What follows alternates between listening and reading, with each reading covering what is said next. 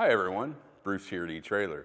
Today we're going to take a look at and install our Curt T-connector wiring harness with 4-pole flat trailer connector on our 2024 Toyota Grand Highlander.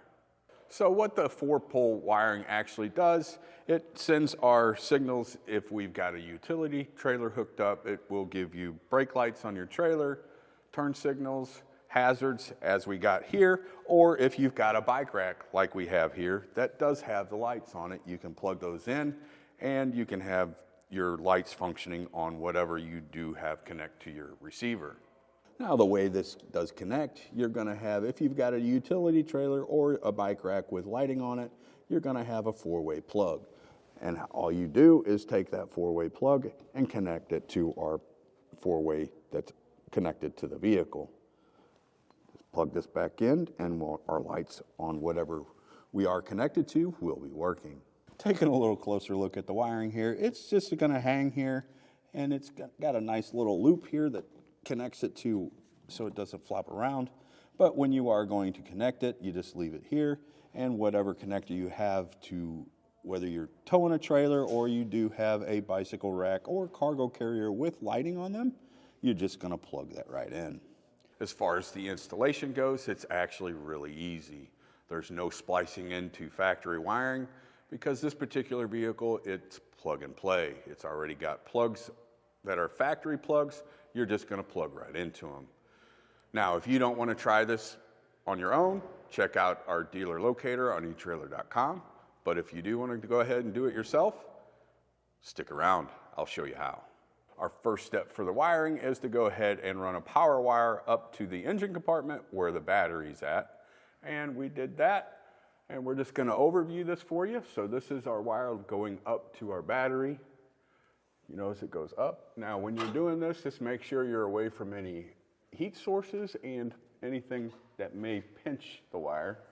And we just come up over everything here, and you just kind of need to follow. Like here's some brake lines we got it tied to.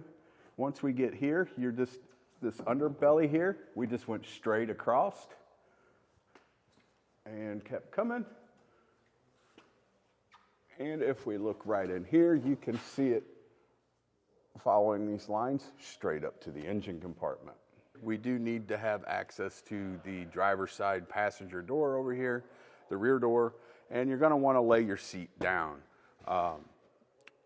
So with that being said, let's go ahead and dive into it. So we need to go ahead and remove this cup holder. It's pretty simple. Sometimes they pull straight up, or you may need a trim tool, which I'm going to go ahead and use here, plastic trim tool. Just give it a little pop. Once it gets started, we'll be able to pull that up. Just like that. And go ahead and pull the rest of it out.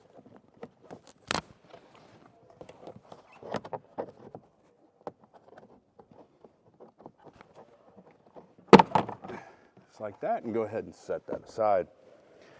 Now if we go down and go ahead and look in this little pocket here, we've got a little plug right here, that white plug. We are going to take this plug here and it's going to connect to that one. Now this does have a fuse holder. Just make sure the fuse is not in it yet. We'll do that once we get all our connections made. So let's go ahead and connect this to this wiring harness here.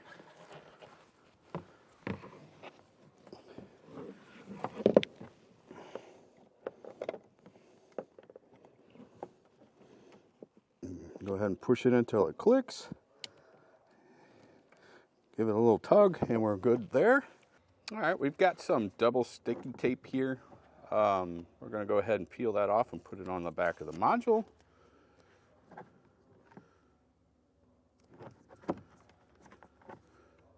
And we're going to go ahead and stick this guy right down here.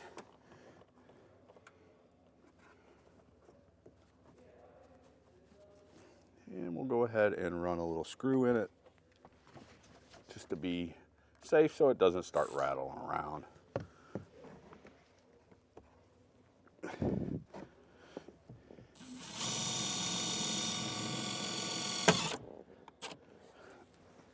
And then we'll go ahead and connect our ground as well. And we could have actually went with our ground up underneath there, but I opted just to do a separate one. And we'll go right up here.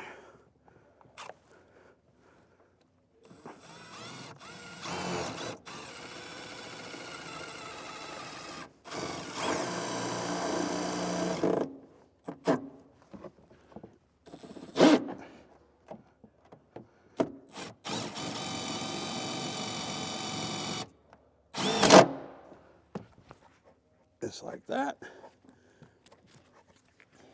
Now that we have the module plugged in up in the cab of the vehicle, we do need to take our full 4-pole wiring with the factory style plug on it and find the actual plug on our vehicle. Now, this is on the driver's side underneath the fascia here. You're gonna see a plug like this. You're gonna wanna take this cap off like that. And we're gonna take our plug from our wiring harness here, and we're just gonna go ahead and plug that into it.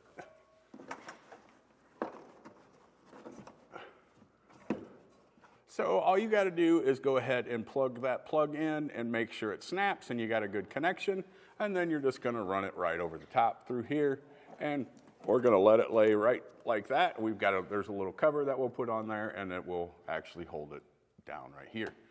Now with our full pole wiring installed, we can go ahead and put the fuse up here where our module is. I'm gonna go ahead and take the fuse and just go ahead and place it in there. Make sure you get it in there all the way. Go ahead and close the lid. Now that we do have the fuse put into our module up there, we can go ahead and test our wiring. Now, if you notice, I did do a wire loom on the wire coming down to make it look a little cleaner and go ahead and protect those wires. So let's go ahead and test the brakes. We have brakes. We got right turn with brake, left turn with brake, and we turn our headlights on, we've got our running lights. So once everything is tested okay, that does complete our installation. As you've seen, the installation is very simple. One of the reasons I do recommend this kit. That was just a look at our Curt T-connector wiring harness on our 2024 Toyota Grand Highlander. I'm Bruce. Thanks for watching.